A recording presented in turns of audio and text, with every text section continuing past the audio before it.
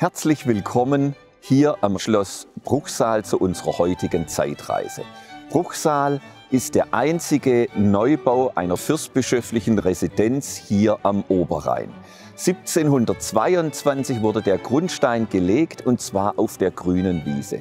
Hier konnte sich eine Residenz entfalten, ohne Rücksicht nehmen zu müssen auf einen Altbestand oder städtebauliche Vorgaben. Schloss Bruchsal ist berühmt für seine Treppenanlage, die von Balthasar Neumann geschaffen wurde. Dadurch schaffte es das Schloss in jedes Grundlagenwerk der Baugeschichte des Barocks. Wir befinden uns jetzt, statisch gesehen, in der notwendigen Unterkonstruktion für die Treppenanlage. Aber das Barock wäre nicht das Barock gewesen, wenn es diese statische Notwendigkeit nicht als Chance genutzt hätte. Als Chance, uns zu überraschen und ein Stück weit auch zu überfordern. Sie sehen, um uns herum ist eine Grotte. Eine Grotte, ausgemalt von einem Italiener namens Marchini, einem der besten Quadratura-Maler seiner Zeit, der mit optischen Illusionen arbeiten konnte. Wir haben den Eindruck, wir stehen in der Natur und stehen doch mitten im Schloss. In jedem barocken Schloss hat die Prunktreppe besondere Bedeutung. Es war schlicht der zweitwichtigste zeremoniale Raum nach dem Audienzsaal der ganzen Residenz. Denn hier auf der Treppe spiegelte sich insbesondere im gesamten Zeremoniell unmittelbar räumlich erlebbar die hierarchische Zuordnung im Gefüge der Reichsverfassung. Deshalb wurde auf die Ausgestaltung der Treppe bei Schlossneubauten im Barock auch immer besonderen Wert gelegt.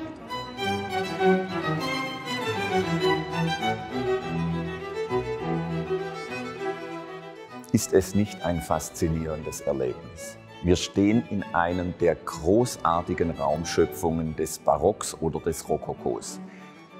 Ein eigenständiger Kuppelsaal als Abschluss eines Treppenaufgangs, der als eigener Baukörper über zwei Brücken den Weg einmal in den Marmorsaal und zum anderen in den Fürstensaal ermöglicht. Eine Kuppel, die großartig ist und gleichzeitig das Weltbild des Fürstbistums auf das Beste den Gästen und Besuchern repräsentiert. Helligkeit und Licht sind die wesentlichen Konstruktionsmerkmale dieses Kuppelbaus. Wir kamen aus der Dunkelheit der Grotte, die die antike Welt symbolisiert, auf der die christliche Welt fußt. Wir kamen gleichzeitig aus der Grotte, in der das Wasser fließt, der Urquell des Lebens. Und nun kommen wir hoch ans Licht, an die Reinheit, an die Perfektion des christlichen Universums. Franz Christoph von Hutten, der zweite Fürstbischof, ließ diesen Kuppelraum gestalten im schönsten Rokoko. Die besten Künstler seiner Zeit waren hier versammelt. Aber wir müssen uns wieder klar machen, alles, was wir sehen, ist vermittelt. Denn in der jetzigen Pracht entstand es erst 1966, als man das Schloss wieder aufgebaut hat. Und das Ergebnis ist phänomenal und steht auf einer Stufe mit den großen Rekonstruktionen in Warschau, in Paris und an anderen durch den Zweiten Weltkrieg zerstörte historische Städte.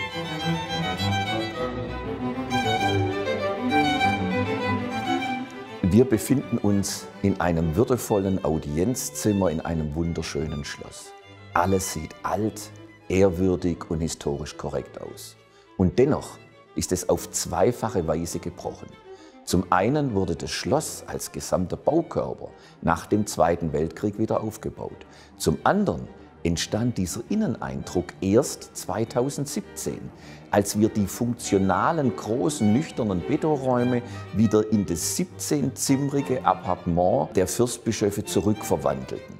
Aber was noch original ist und an seinen ursprünglichen Platz zurückgekehrt, sind die vielen Einrichtungsgegenstände.